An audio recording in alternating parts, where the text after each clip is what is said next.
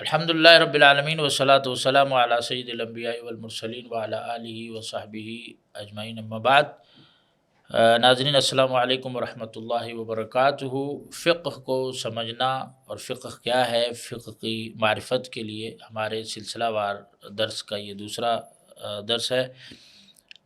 پہلے درس میں ہم نے فقہ کی لغت میں کیا معنی ہے، کیا تعریف ہے،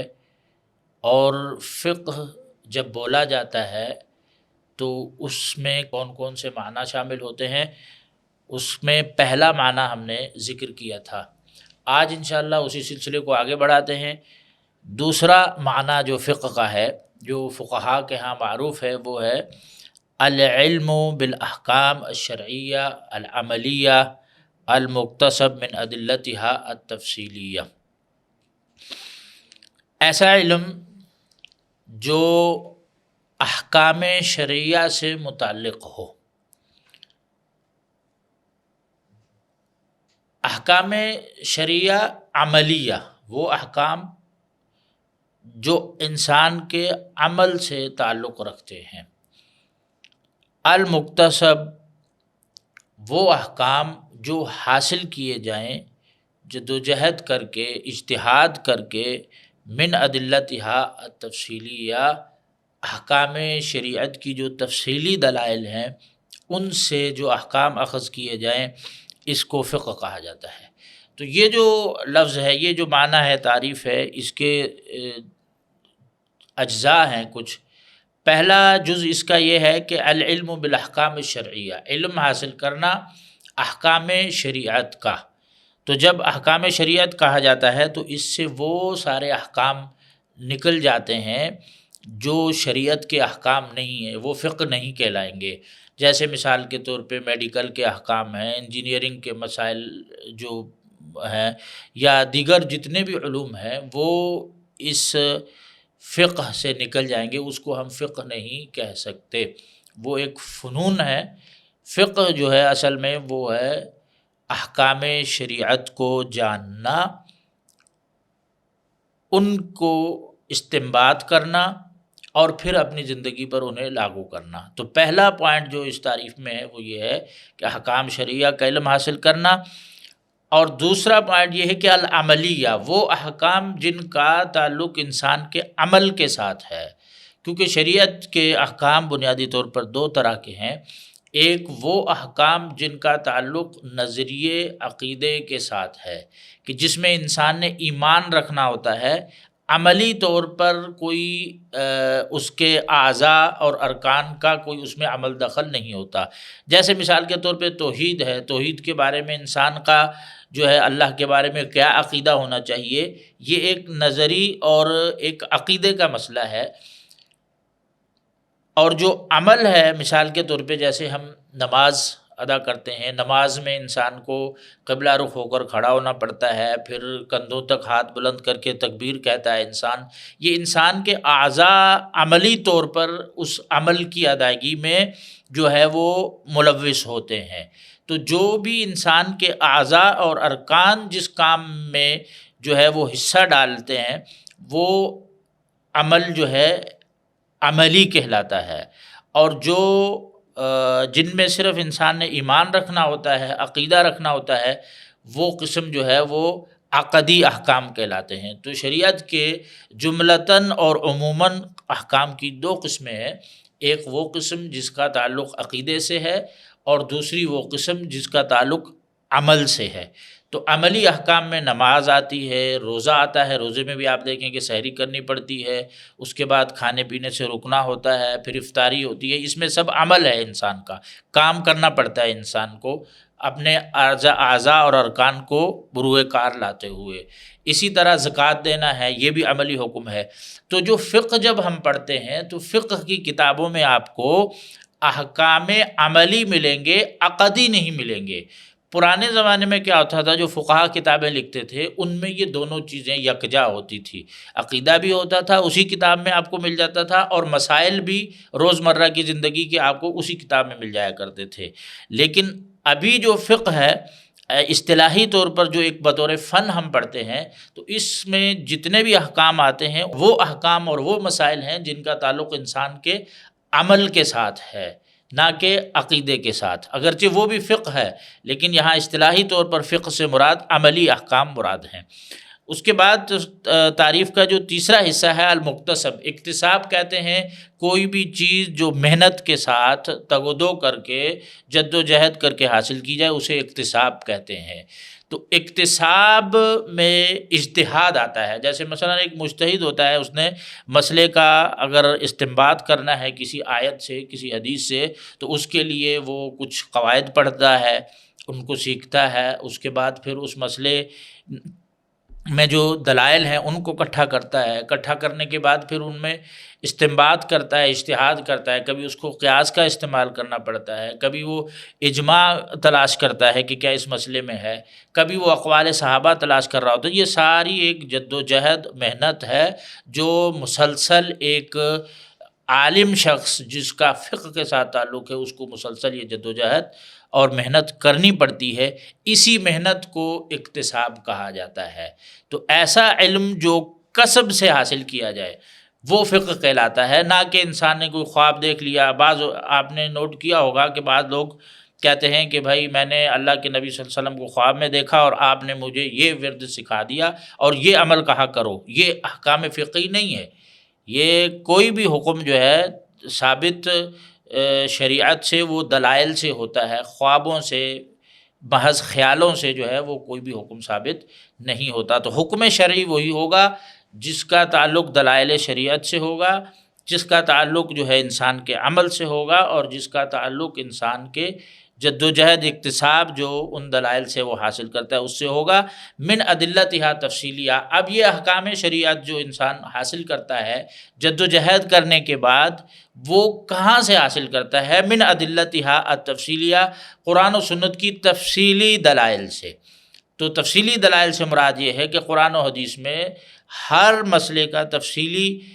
جو ہے تفصیلی دلائل ہر مسئلے کے ہر عمل کے موجود ہیں۔ جیسے نماز ہے، نماز کے بارے میں آپ کو تکبیر سے لے کر سلام تک ایک ایک مسئلہ، آپ نے کھڑا کیسے ہونا ہے، کس طرف رخ کرنا ہے، آپ کی انگلیوں کا رخ کس طرف ہونا چاہیے، پاؤں کی سمت کیسے ہونی چاہیے، پاؤں کے درمیان فاصلہ کتنا ہونا چاہیے، آپ نے ہاتھ کہاں پر باندھنے ہیں، اور پھر آپ نے سجدے میں کتنا جھکنا ہے، رکوع میں آپ نے کتنا جھکنا ہے۔ یہ تمام چیزیں اور یہ تمام جو بھی مسائل ہیں ان کے دلائل موجود ہیں۔ تو جو ایک فقیہ ہوتا ہے وہ ان دلائل کو تلاش کرتا ہے قرآن و حدیث سے، پھر اس کے مطابق جو ہے خود بھی عمل کرتا ہے اور لوگوں کی بھی اس حوالے سے رہنمائی کرتا ہے۔ تو یہ فقہ کا دوسرا معنی ہے، یعنی احکام شریعت حاصل کرنا، وہ احکام جن کا تعلق عمل سے ہو، اور اجتہاد محنت کر کے حاصل کرنا۔ کہاں سے حاصل کرنا؟ من ادلت یا تفصیلیہ، قرآن و حدیث کے تفصیلی دلائل سے، یہ بھی فقہ کہلاتا ہے۔ تیسرا جو معنی فقہ کا اہل علم نے بیان کیا ہے اور ہمارے ہاں متداول اور معروف بھی ہے،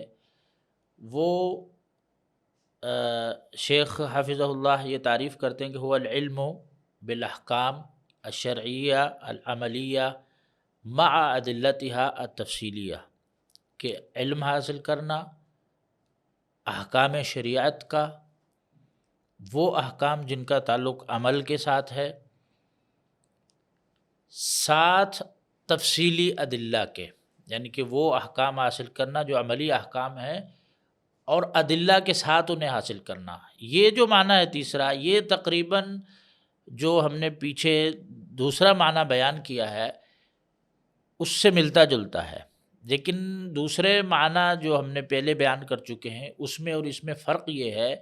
کہ گزشتہ تعریف میں ہم نے ایک لفظ اضافی ذکر کیا تھا، وہ تھا المکتسب، کہ جس میں اکتساب، جس میں اجتہاد آتا ہے۔ تو پہلی والی جو تعریف بیان کی گئی ہے اس میں وہ تعریف خاص ہے ایک مجتہد کے لیے کہ جو احکام شریعت میں اجتہاد کے رتبے کو پہنچتا ہے